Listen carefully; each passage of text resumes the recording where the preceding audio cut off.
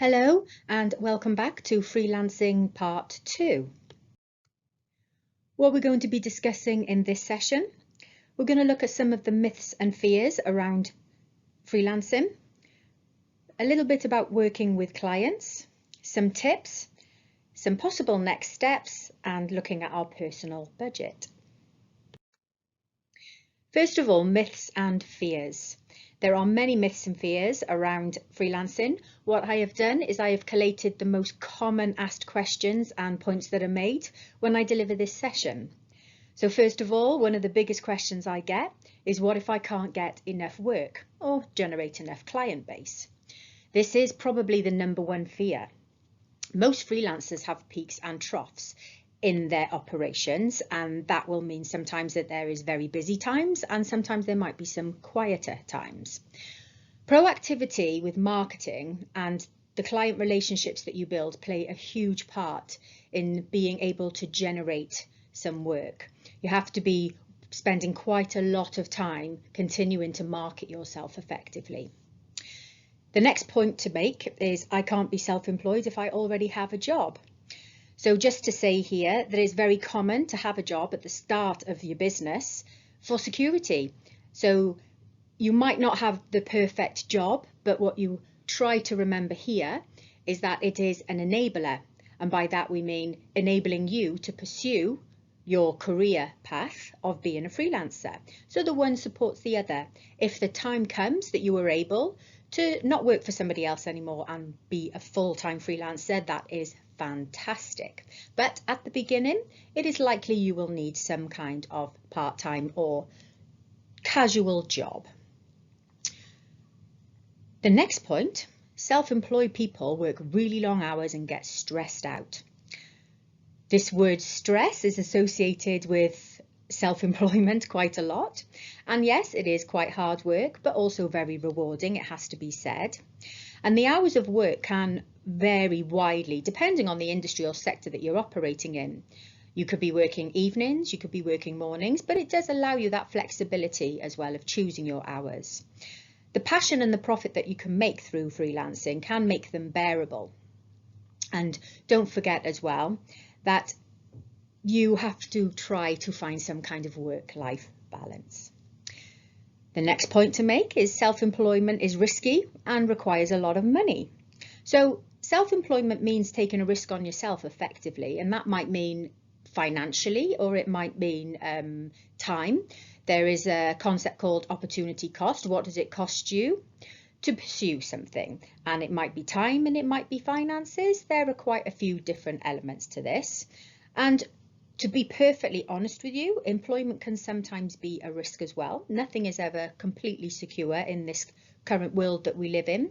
So it could be said that there is risk whether you decide to go self-employed or you also work for somebody else these days. Another question I quite often get, will I have to stay in one field? Well, being self-employed gives you more flexibility, and freelancing gives you the opportunity to change and diversify the direction that you work in. How much free work should I do? In the beginning, doing some free work can help build your confidence and add to your portfolio, but be selective and strategic. You'll take any work for any pay. Growing a good reputation or brand means choosing your clients carefully. You have to do everything yourself. Self-employed people outsource effectively. For example, you might need an accountant or you might need some administrative help. Many startups and freelancers have low entry costs because they're able to take on most tasks themselves. However, if you need to factor into your cash flow that you will need some other support or to outsource resources of some description, then just bear that in mind. Now we're going to talk about some tips for working with clients. Number one tip, be yourself. So be a human. Don't put up a business persona. Act as your normal self will act. Fundamentally, people will buy into people first. Be very honest about what you can and you are willing to do. Don't be afraid to say no. Be open and firm about how long it takes you to finish work. Always have empathy and behave in a professional manner. No matter how frustrating it can be working with clients, and sometimes they will pose you challenges, you will always have to remain professional to protect your reputation and because it is good business to behave in a professional manner. That means emails, conversation, meetings, and so on and so forth. You can be ambitious, you can take risks, and you can do challenging work, but be conscientious about it and work with your clients to manage their expectations. You can learn more about working with clients by selecting the Working with Clients session on your career journey. Next, we've got some tips for freelancing, some do's.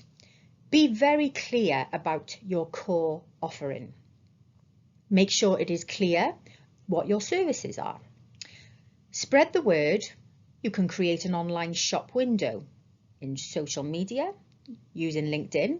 Some websites offer you free portfolio pages. Build a network of industry suppliers. This could include agencies. In terms of your clients, always trust your gut instinct. If something doesn't feel right, then trust that. Stick to your pricing strategy. This can sometimes be difficult, but know and be confident in your value. Freelancers often will get into negotiation with clients about pricing, and you may have a little bit of wiggle room, which is absolutely fine, but never undermine your value. Try to practice good time management and create a work-life balance. This is not as easy sometimes as it might sound, but experience will allow you to be able to understand when you should be working and when to switch off from working. And remember to take care of your health and well-being and to have a social aspect. If you are a freelancing journalist, for example, and you find yourself working a lot at home on your own on a computer, make sure you take regular breaks, get out, interact with other people, even if that means just going out for a cup of coffee. Continuing with tips for freelancing, this time some don'ts. Don't be afraid to say no. If the job is beyond your capabilities, or you're not comfortable with doing the job, or maybe not even passionate about the project, it's okay to say no. Try not to do too much free work, especially when it comes to mates rates. Try not to panic in lean periods. Often freelancing has peaks and troughs, as we discussed earlier. Don't make promises you cannot keep, especially deadlines. It might be advisable at first to overestimate the amount of time it takes you to do jobs. That way you get a little bit of flexibility. The more experience you get, the more you will know how long things take you to do. And try not to take on more than you can handle at any one time. A good tip here would be if you build a network of other freelancers in your field, you may be able to share surplus jobs. And that can be beneficial both sides. So whatever surplus you have, you can provide for others, and they can provide back to you if they get surplus. It can be a really good relationship.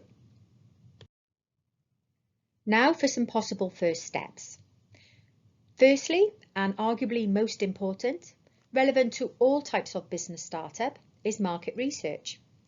Understanding your potential customers and their needs is very, very important, so that you target the right people and that you understand what their needs are and that your service provides the solutions for them. We have a session on your career journey all about market research, so you can go off and find that and learn a little bit more. Create an online portfolio. For creatives, for example, you might need a shop window for potential clients. But it's a good idea to have a portfolio, whatever services you've got, and have something that people can go and read some examples of your work. Network and make connections. Talk to people in the industry. For example, LinkedIn, it has sector-specific groups on there for various different freelancers. And finally, you can seek business advice and guidance from the enterprise and startup team here at Cardiff University. Being prepared. No one has a crystal ball or knows what the future will bring, but it is a good idea to understand your personal budget. Why is this? It's important to know what you'll need to earn to survive while you start your business. We're going to give you an exercise to do here. You will find a template on your career journey to fill out, I've tried to cover most outgoings, but feel free to amend it to suit what your outgoings are and try to be honest. Okay?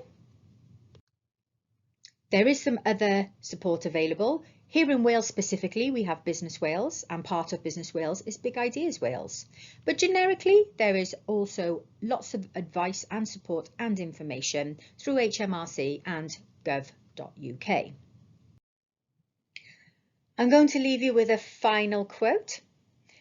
Dream big and make it happen, and good luck to you all. If you need support from Enterprise, thinking about freelancing, you can get in touch anytime.